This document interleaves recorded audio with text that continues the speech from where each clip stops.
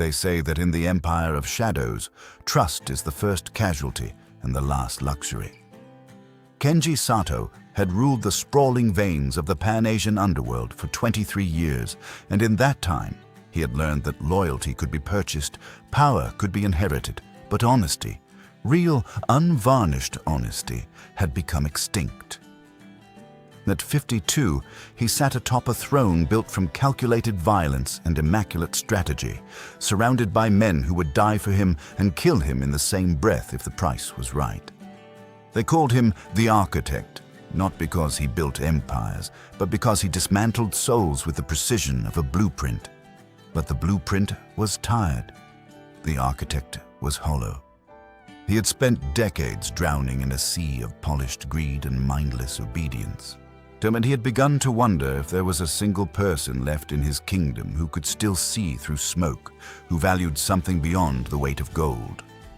This exhausting search for proof, for one uncorrupted soul, had brought him to the last place a crime lord should be. A vintage suburban diner called the Silver Spoon, where the coffee was honest and the lighting was kind.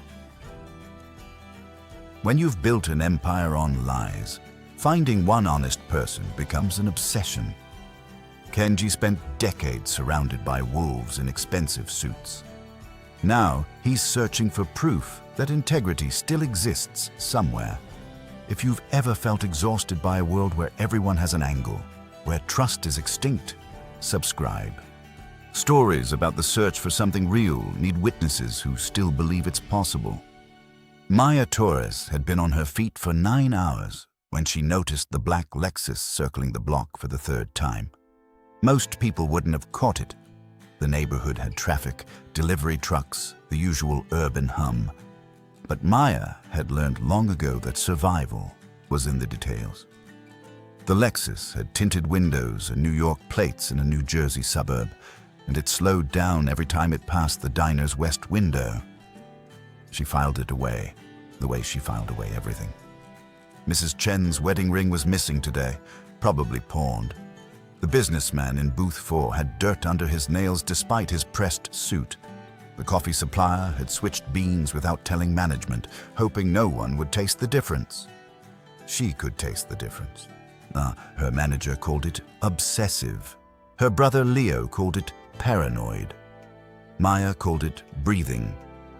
When you grew up in a neighborhood where the Spider Gang recruited kids before they hit puberty, where your mother overdosed in a casino bathroom and your father never existed, you learned to read the room or you became part of the wallpaper.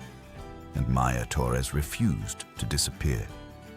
She moved through the diner with the quiet efficiency of someone who understood that invisibility was a weapon. She refilled coffee before cups were empty, cleared plates before hands were fully withdrawn, and remembered every regular's order without writing anything down. But her real skill wasn't service, it was surveillance. She knew which customers paid in cash because they were hiding income and which ones paid in cash because they were hiding from someone. She knew when someone was carrying a weapon by the way they adjusted their jacket when they sat down. She knew the difference between a businessman having a bad day and a man planning something bad. The bell above the door chimed, and Maya's attention shifted with surgical precision. A man in a charcoal suit stepped inside, and everything about him was wrong. Not dangerous wrong. Wrong like a Rembrandt hanging in a garage sale. The suit was custom, probably Italian, but he walked like someone who had earned the right to wear it, not inherited it. His eyes moved across the room the way hers did, cataloging, assessing, storing. He chose the corner booth with sight lines to both exits. Maya grabbed a pot of fresh coffee and a menu, her mind already working. His shoes were handmade, his watch was understated wealth, and there was a faint scar on his left hand that told a story his tailored exterior tried to hide. He didn't belong here, and men who didn't belong were either lost or looking for something. She approached with her professional smile, the one that revealed nothing, and set the coffee down without asking if he wanted any. Everyone wanted coffee. That was the easy part. The hard part was figuring out what else they wanted before they knew it themselves. Kenji Sato had survived 4 assassination attempts in 18 months, and the most disturbing part wasn't the attempts themselves. It was how predictable they had become. Poison in his sake at the quarterly summit. A sniper on the roof during his daughter's wedding. A car bomb that killed his driver but missed him by 30 seconds because he had stopped to take a phone call. The last one had been almost insulting in its lack of creativity. A knife in the back during a supposed peace negotiation with the Yakuza remnants in Osaka. He had killed the attacker himself, slowly, and learned nothing. The man died with loyalty on his lips and terror in his eyes, a true believer who thought he was serving a higher cause. But someone had wound him up and pointed him at the target. Someone close. Someone who knew Kenji's schedule, his roots, or his vulnerabilities. Someone at the table. That was the poison that kept him awake at night. Not the literal poison they kept slipping into his meals, but the rot inside his own fortress. His second-in-command, Takeshi, was too ambitious and too stupid to hide it. His financial advisor, Chen, had started moving money in patterns that suggested he was building an exit strategy. His head of security, a man he had trusted for 15 years, had recently bought his mistress a penthouse he couldn't afford on his salary. Every single one of them was plotting, positioning, waiting for the king to show weakness. So Kenji had stopped trusting any of them. He had come to this unremarkable diner in this unremarkable suburb because he needed to see if there was anyone left in the world who operated outside the machinery of greed he had built. To someone who hadn't been contaminated by his empire. Someone whose loyalty couldn't be predicted because it hadn't been purchased yet. The waitress set down his coffee with a precision that suggested muscle memory, and Kenji watched her the way a jeweler examines a stone. She wasn't beautiful in the polished way his world demanded. No designer clothes, no sculpted facade. But there was something in the economy of her movement that spoke to discipline. Her eyes swept the room in a pattern that wasn't random, and when she returned to the counter, she positioned herself with a clear view of the entrance. She was watching the door, the same way his security teams watched doors. Kenji lifted the coffee and inhaled. Fresh, competent, unremarkable. He glanced at the menu without reading it, his mind already several moves ahead. First, he would order something complicated, something that required attention to detail. He would leave a tip that was generous enough to be memorable, but calculated enough to be a test. And then he would see if this woman, this waitress with the watchful eyes and the efficient hands, was as perceptive as she appeared. Because if she was, he had just found his way out of the trap his own empire had become. Kenji ordered like a man trying to prove a point. Black coffee, no sugar. Eggs over medium, not over easy. With the yolks intact, but the whites fully set. Wheat toast, dry, cut diagonally. A side of fruit, but only melon and berries, no citrus. He watched her write nothing down, watched her nod once, and watched her disappear into the kitchen with the kind of efficiency that suggested she had already forgotten him. She hadn't. The food arrived exactly as specified, the eggs perfect, the toast diagonal, the fruit curated. Kenji ate slowly, methodically, his mind running calculations. When he finished, he placed 2 $10 bills on the table beside the check, $18.50 for the meal, $20 in cash, leaving $1.50 in change and a clean $10 tip. For a diner waitress working a double shift, it was generous. Now, for a man wearing a $3,000 suit with cufflinks that cost more than her monthly rent, it was an insult wrapped in civility. He stood, buttoning his jacket, and waited for the performance. The eager, "Thank you so much, sir." The pocketing of the cash. The small, grateful smile that confirmed she was like everyone else, willing to accept whatever scraps fell from the table of power. Instead, he felt a hand on his sleeve. "You drop this, Mr. Sato." Kenji turned slowly. Maya stood there, her expression unreadable, but she wasn't holding the cash. She was holding something else. A tiny, translucent sliver of plastic, no bigger than a grain of rice, that she had scraped from the underside of the $10 bill. The tracking chip he had placed there, coded to his security network, and designed to be invisible to anyone who wasn't specifically looking for it. "And your change is $1.50, she continued, her voice steady as stone. "I don't take tips from men who carry trackers. It's bad for business." The diner seemed to freeze. Kenji stared at her, genuinely surprised for the first time in years. She hadn't just refused the money, she had identified a surveillance device that his own security team had designed to be undetectable without specialized equipment. She had done it with her bare hands in the time it took to clear a table. "I didn't tell you my name," Kenji said quietly. "You didn't have to." Maya set the chip on the table between them like a chess piece. "Your reservation was under Sato Party of One, and men who reserve tables at diners either have control issues or they're making sure the place is empty enough to have a private conversation. You're not here for the eggs, Mr. Sato. So, what are you really here for?" Kenji looked at her, truly looked, and saw what he had been searching for. Not honesty, not innocence. Something far more valuable, a mind that saw through surfaces, that questioned everything, that refused to be bought or fooled or dismissed. She wasn't just honest, she was dangerous.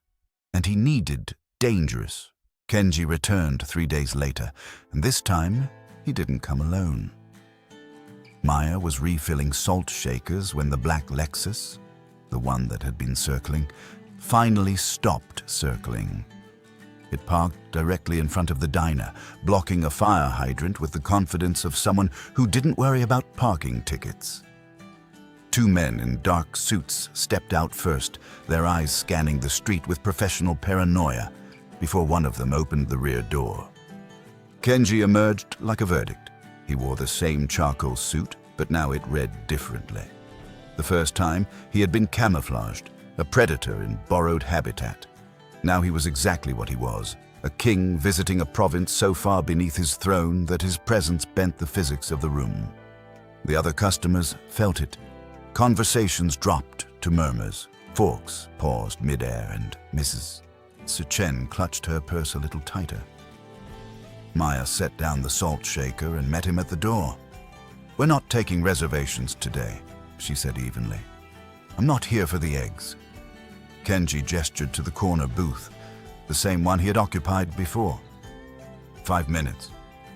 She could have refused. Should have refused. But curiosity was a hunger she had never learned to starve, and this man had already proven he wasn't ordinary.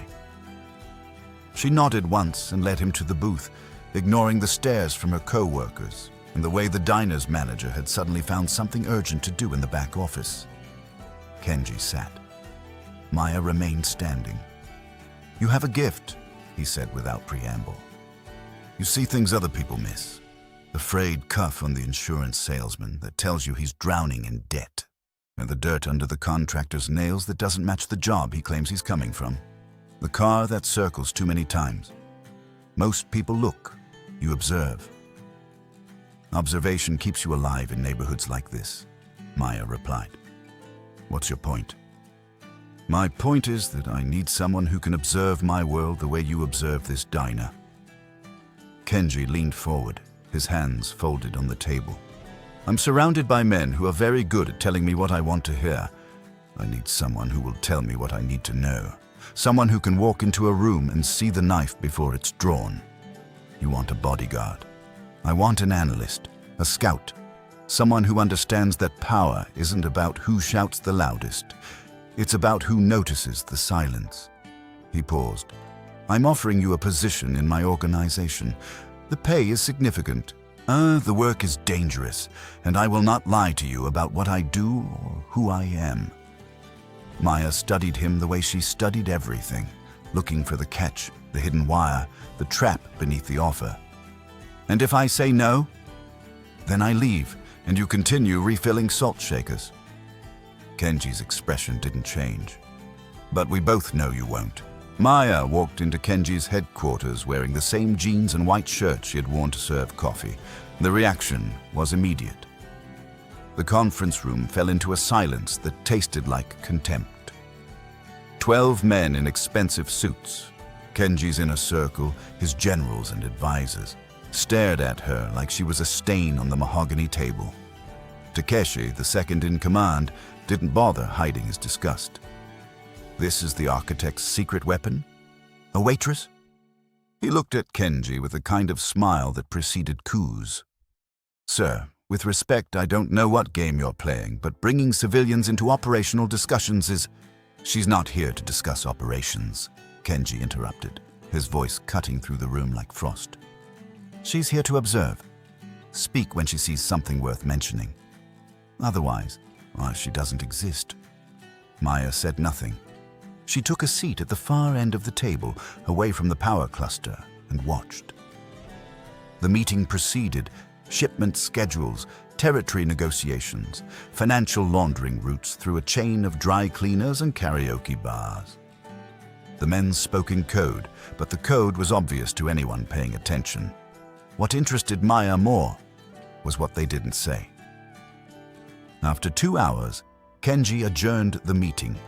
The men filed out, some brushing past Maya like she was furniture, others throwing glances that ranged from curiosity to outright hostility. When the room cleared, only Kenji remained. Well, he asked. Maya stood and walked to the window.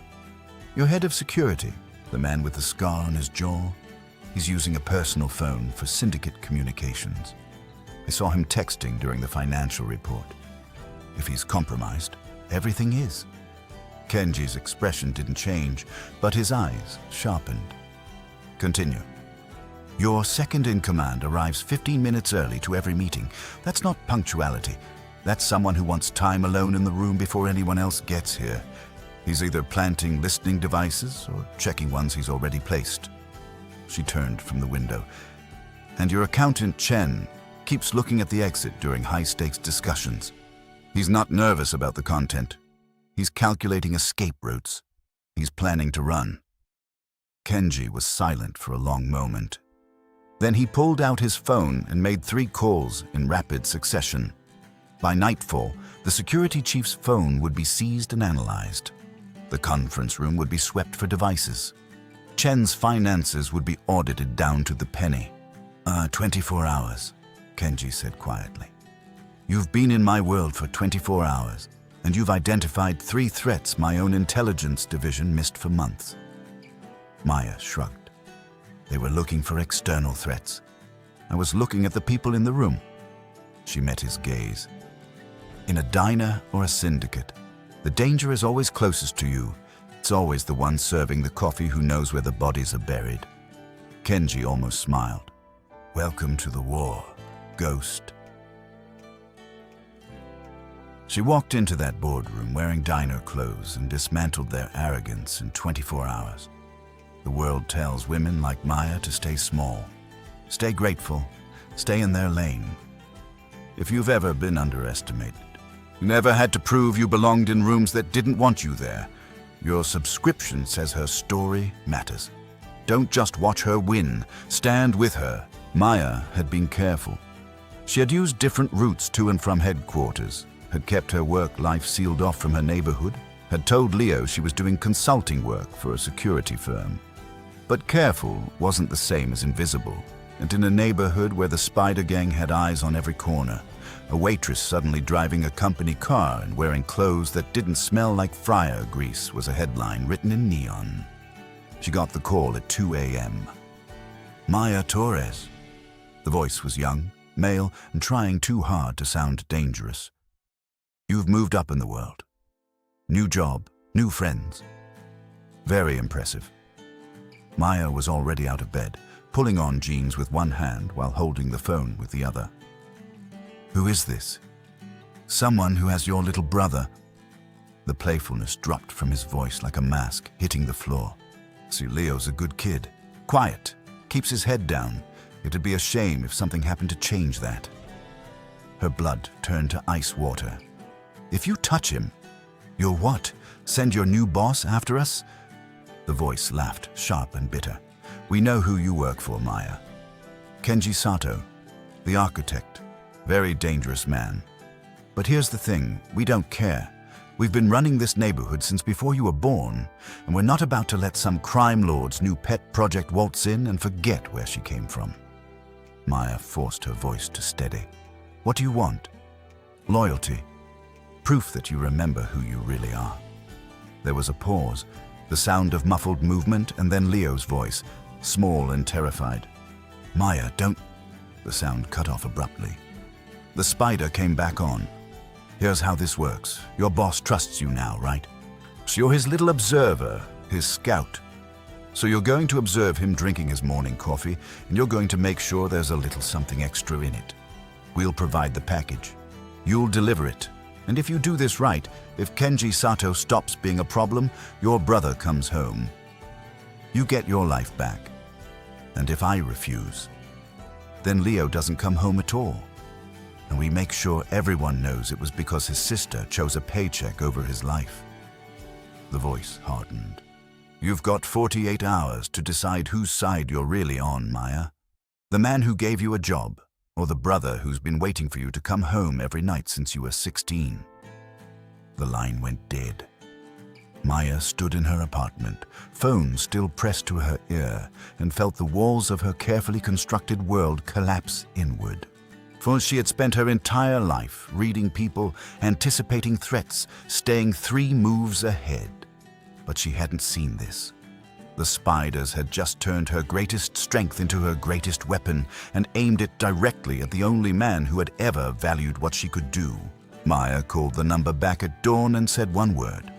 "Yes." The spider sent a courier, a kid who couldn't have been more than 14, wearing a backpack decorated with cartoon characters and carrying enough fentanyl-laced powder to drop an elephant. He handed her a small glass vial wrapped in tissue paper, told her to mix it in Kenji's coffee before the morning briefing, and disappeared into the subway crowd before she could get a clean look at his face. She went straight to Kenji. "They have Leo," she said, setting the vial on his desk like evidence in a trial. "They want me to kill you. They think I'll choose blood over business." Kenji examined the vial without touching it, his expression unreadable. "And will you?" "I'm here, aren't I?" Maya's voice was steady, but her hands weren't. "I need your resources. Your surveillance network, your contacts in the precinct, every camera and informant you have in the neighborhood. The spiders think they're invisible because they operate below your radar, but they're not invisible to me." "What do you need?" "Time. And a performance." She leaned forward. "I tell them I did it. I deliver the coffee. You drink it, and then you collapse during the briefing. Fake seizure. Real panic. Your men rush you to the hospital, one you control, with doctors on your payroll. The spiders think they've won. They get comfortable, and comfortable people make mistakes." Kenji considered this. "They'll want proof. They'll get it. Photos of the ambulance, chaos in the building, news coverage if you can arrange it." Maya's mind was already racing through the angles. "But while they're celebrating, I need your tech team tracking every communication that comes out of my neighborhood. The spiders will contact me to confirm the kill and arrange Leo's release. That's when they'll expose their location. And if they don't release him, then I go in myself." Her voice dropped to something colder than the winter glass behind Kenji's desk. "But I'd prefer to have your people as backup." Kenji nodded slowly, then picked up his phone. Within minutes, his surveillance chief, the one Maya hadn't flagged, the one who was loyal, was in the room with a laptop, pulling up live camera feeds from every intersection within a 3-block radius of Maya's apartment. His communications analyst started building a signal trace for any call that came to her number. "The briefing is in 2 hours, Kenji said. "We'll make it convincing." Maya looked at the vial on the desk, at the poison that was supposed to be her brother's ransom, and felt something harden in her chest. The spiders had made a fundamental miscalculation. They thought she was still a waitress playing at power. They thought she'd break under pressure, choose family over loyalty, love over strategy. They didn't understand that Maya Torres had spent her entire life surviving by seeing what others missed. And what they had missed was simple. She wasn't choosing between her brother and her boss. She was choosing to destroy anyone who thought they could force her to choose at all. The Peace Summit Gala was Kenji's idea. A calculated show of strength disguised as diplomacy, with rival factions gathered under crystal chandeliers to pretend they weren't planning each other's funerals. Maya had spent 3 days tracking the spider's communications, while Kenji's poisoning played out in local news, complete with hospital photos and somber statements from his publicist. The bait had worked. The spiders had contacted her with a location for Leo's release, and Kenji's extraction team was already in position. But Maya's instincts were screaming that something else was wrong. She stood at the edge of the ballroom wearing a server's uniform, black vest, white shirt, neutral face, borrowed from the catering company Kenji had hired. To the guests, she was invisible, just another worker refilling champagne glasses and clearing plates. To Maya, the uniform was armor that let her move through the crowd like a ghost. She watched Takeshi, Kenji's second-in-command, working the room with too much confidence for a man whose boss had nearly died 3 days ago. She watched Chen, the accountant, checking his watch every 4 minutes like he was waiting for something. And she watched the security chief, the one she'd flagged weeks ago, position himself near the kitchen entrance with a clear line of sight to Kenji's table. Then she saw the waiters, 4 of them, moving in synchronized patterns that didn't match the catering company's choreography. They weren't clearing tables. They were taking positions, one near each exit, one behind the stage where Kenji was scheduled to give remarks. Their hands kept drifting to their jacket pockets in a way that made Maya's pulse spike. The traitors weren't waiting for an opportunity. They were creating one. Maya moved fast. She intercepted the first waiter near the west exit, stumbled deliberately into him with a tray of glasses, and felt the hard outline of a pistol as they collided. "Sorry, so sorry," she said, loud enough to draw attention, while her hand found the weapon and slid it free in the confusion. She pocketed it and kept moving. The second waiter was harder. He was already moving toward the stage when Maya cut through the crowd, grabbed a champagne bottle from a passing tray, and brought it down on the back of his skull with enough force to drop him silently behind a decorative pillar. His gun joined hers. The third spotted her. His hand went for his pocket, but Maya was faster.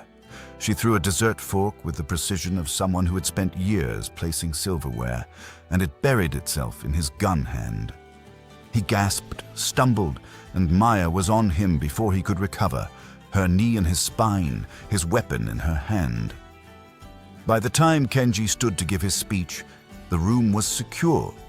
4 would-be assassins neutralized, 3 internal traitors exposed, and Maya stood at the back of the ballroom, invisible in her server's uniform, watching the architect deliver his remarks without ever knowing how close he'd come to dying. When their eyes met across the crowd, Kenji gave her the smallest nod. The war was over. The ghost had won. Leo was waiting in Kenji's penthouse when Maya arrived, flanked by 2 of the syndicate's most trusted soldiers. He looked thinner than she remembered, scared but unharmed, and when he saw her, he started to cry. She held him for a long time, not saying anything, because there was nothing to say that her presence didn't already communicate. He was safe. The debt was paid, and the people who had taken him would never take anything from anyone again. Kenji had kept his word. While Maya neutralized the Gala threat, his extraction team had hit the Spider Gang's warehouse with surgical precision. No survivors, no negotiations. The organization that had controlled her neighborhood for 2 decades was erased in a single night. And the power vacuum was immediately filled by Kenji's people. Clean operators who understood that protection money was a service, not extortion. The traitors fell next. Takeshi was found in his apartment with a single gunshot wound that the police would rule as suicide.